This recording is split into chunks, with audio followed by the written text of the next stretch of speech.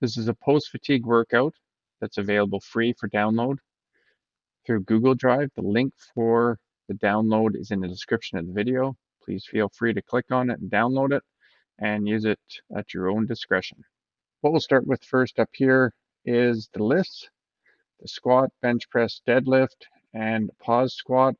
These can all be changed by clicking on the cell, hit the drop down arrow, and then you can scroll through and select another exercise, whatever it may be, and then it'll show up in that cell.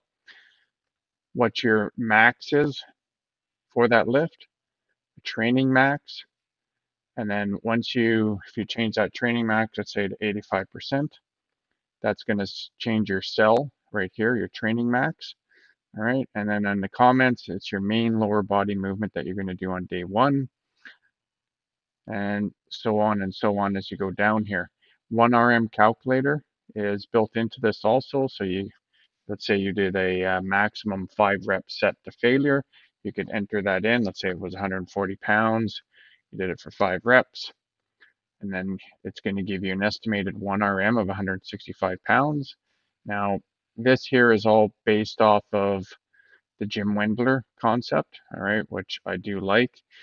With the training max, it allows you to, if you go into the gym and you have a bad day where your strength levels just do not feel up to par, this will help compensate with the numbers because it lowers your training max automatically. And that training max is what's going to be calculated in all the other weeks and cells farther down in this spreadsheet. This is a post-fatigue 4-week hypertrophy program majoring on supersets. Each superset is a compound lift followed up with an isolation exercise for the same muscle. Take it as an example, the bench press, in most cases, your triceps and shoulders will fatigue first, and by adding an isolation exercise to target the pecs, it will fatigue this muscle even further. This is designed for all levels and people that are not using PEDs, steroids. Beginners should keep the rep range between 12 to 10 reps, intermediates between 10 to 8 reps, and advanced between 8 to 5 reps. Again, that's not set in stone. You can change that up if you so desire. In these types of programs, normally your first set, you're going to be able to get your target reps. And then your second set, unless you're reducing the weight, you may fatigue more and those reps are going to come down. So that's why the rep range is there. If you kept the same weight, more than likely the first set you're going to get, let's say you're an advanced lifter, you're going to get your 8 reps with that weight. And then by the third set, you're going to be down at least 2 to 3 reps with the same weight. All right, so pick your rep range and change it in the reps column as you work through the program. Strive to leave a rep in the tank for each set. I do find for drug-free lifters, this is very important. And it's a concept I've been following for a couple of years now with Jim Wendler, and I do find that it helps when you're always going to complete muscular failure on every set. As a drug-free lifter, that is not going to work very well for you in the long term. Okay, so after 4 weeks, either do a deload or change to another program. You can take this type of program to 6 weeks if you so desire. 4 weeks is usually the minimum that you're going to have to do for hypertrophy gains, okay? This program can easily be converted to a pre-fatigue program. With this type of program, you would do an isolation exercise first, followed by a compound exercise for the same muscle group. So you're essentially flipping them. Use this technique to improve a less developed muscle. For example, if your weak point is the triceps in the bench press, then you fatigue the triceps with an isolation exercise first, followed up with a compound exercise to further fatigue the muscle. All right, so next we go on to rest. Rest is extremely important in this program. Okay, all the exercises are paired, which means A1 and A2 are a superset. I'll go over this slightly more in depth as we go to the next cells of the program. You would do A1 first, then immediately A2, and then the prescribed rest period before doing another set. Drug-free lifters need more time to recover between sets. If you want to increase the intensity, you can trim down the rest period, but be mindful you're recovering properly before the next workout. You'll see in a lot of the columns a number, three numbers. It could be 103, 10X, whatever it may be. What that means is the first digit is the eccentric. So in this case, 1 is your lowering phase, your eccentric. Second digit is at the bottom, so your pause, which is in most cases going to be 0 for this program. And third digit is a concentric, which is your extension portion, and X means you explode up. So again, 10X is 1 second eccentric, 0 second pause at the bottom, and then the X is an explosive concentric to the top. RPEs, you'll also see this in here. So a 9 RPE means rate of perceived exertion, and that's on a scale from 1 to 10.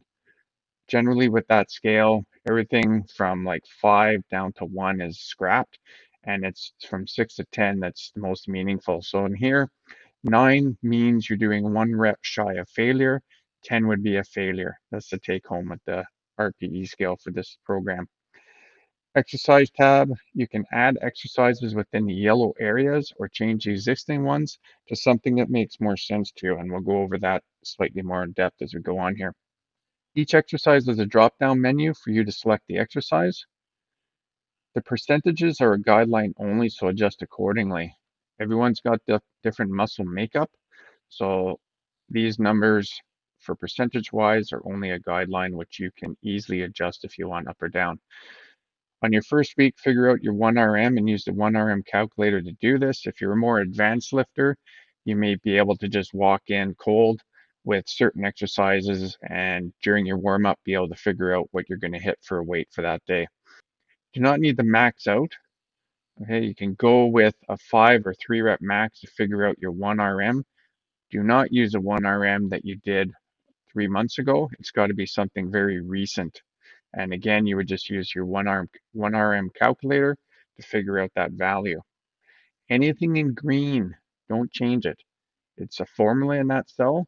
So if you do change it, I didn't lock down the formulas so people can play with this if they want. But if you change that number in there, it's going to break the formula.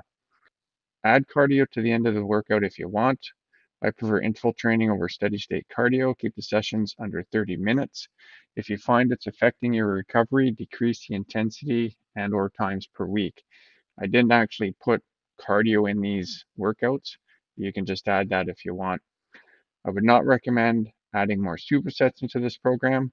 All these sessions should take you no more than 1 hour to complete. Let's quickly go through the tabs at the bottom of the spreadsheet. First tab, next one down is exercises.